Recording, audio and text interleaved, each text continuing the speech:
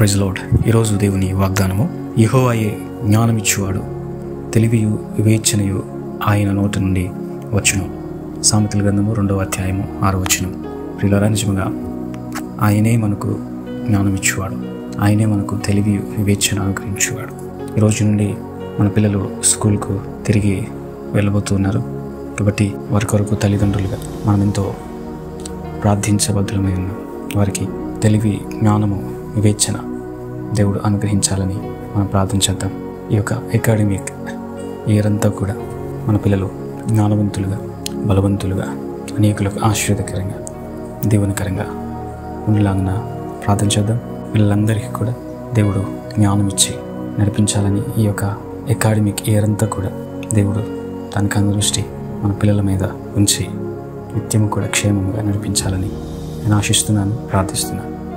దేవుడి మాటలు దీవించను గాక. ఆమేన్. చిన్న ప్రార్థన చేసుకుందాం. పరిశుద్ధుడా, నీకు వందనాలు. ఈ దినం చేసిన వాగ్దానం బట్టి నీకు వందనాలు. నీవే జ్ఞానం ఇచ్చేవాడు, తెలివి వివేచన అనుగ్రహించేవాడు.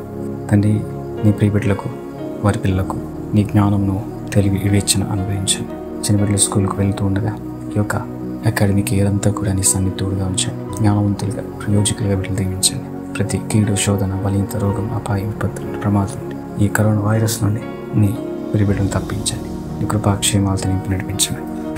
యేసు నామములో అడిగి వేడుకొంచున్నాం తండ్రి. ఆమేన్.